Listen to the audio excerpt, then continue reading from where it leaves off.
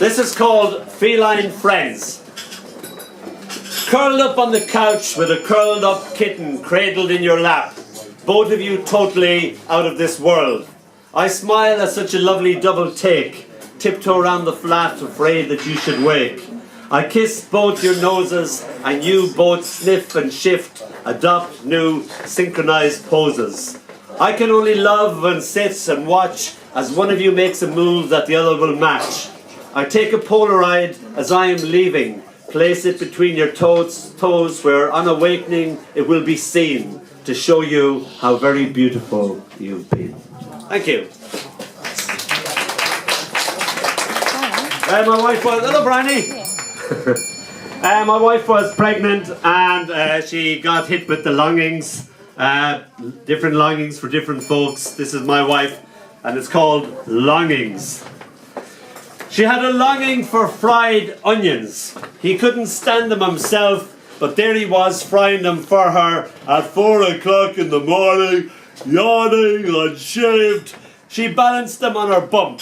He sleepily smiled. Well, aren't you going to eat them then? Ugh, no, I only like the smell. We wish the baby would come soon. Thank you. Now we get on to the part of my performance that isn't about me. This is the Alan S. Johnson part of the Dónall Dempsey performance. I know a guy from Facebook, from Artane in the county of Dublin, and he has taken to doing my poem in his mellifluous, gorgeous, chocolatey tones. He also puts music to them, and he does my poems better than I can. So this is a very shallow representation of the poems that Alan has so far set to music. This is called What the Cat Don't Want to Hear, the Cat Don't Hear. The chair liked the room it was living in.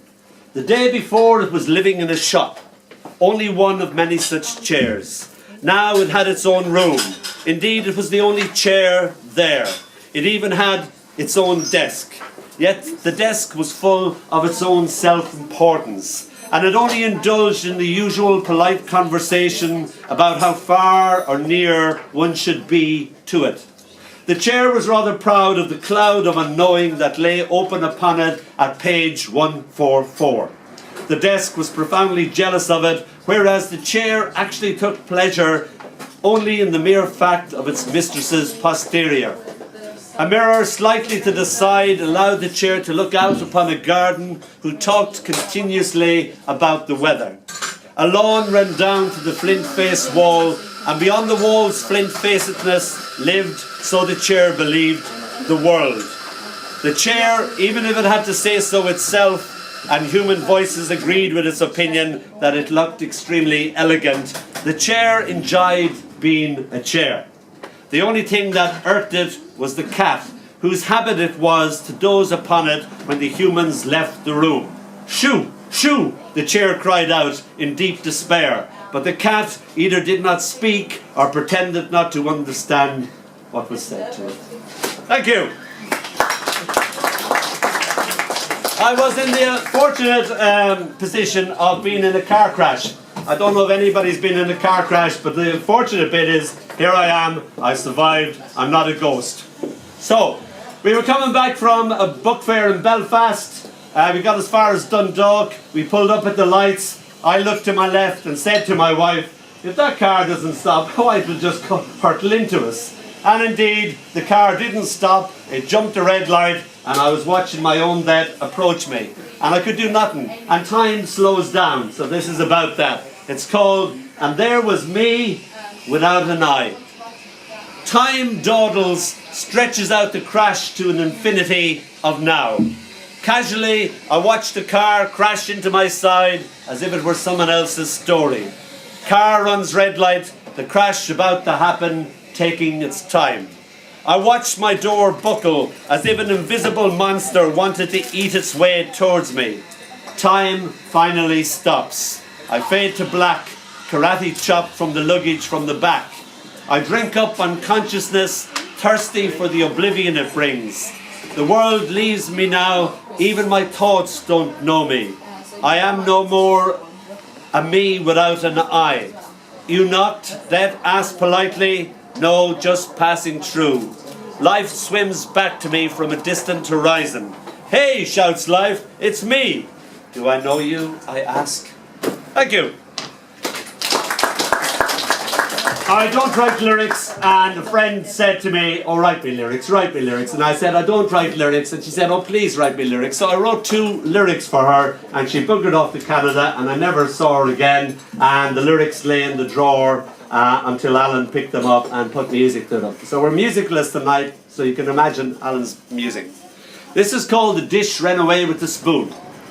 You're just a little bitty dog with a great big old bone. Can't take it with you, can't leave it alone. The moon is ticking backwards, the clock don't know why. Stars are just tears that the night has to cry.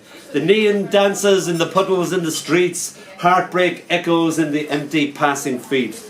You think your life's a musical, but it's more film noir. You look at a map that says you are here, but you don't know where you are. The sun came in the window, your love walked out the door. I always adored country and western, but I'd never lived it before. You're just a little bitty dog with a great big old bone. Can't take it with you. Leave it alone. And finally, to get rid of me, this is the other lyric called Withered Heart. Spring hung a left turn and got hopelessly lost. Buds blossoming into frost. Kinda hurts when you've nowhere to turn, but hey, you learn. Left with nothing but a withered heart. Spring gambled and lost, got cleaned out by winter and old Jack Frost. Spring got unlucky, that's all, had to pay the cost. Left with nothing but a withered heart. Spring got sidetracked and left upon the shelf. What happened, couldn't be helped. Delicate china, broken delf, no use crying over the milk that's spilt. Left with nothing but a withered heart. Your name on a window written in frost, a last letter lost in the post, useless words written with tears, left with nothing but a withered heart. Left with nothing but a withered heart. Thank you. Alex has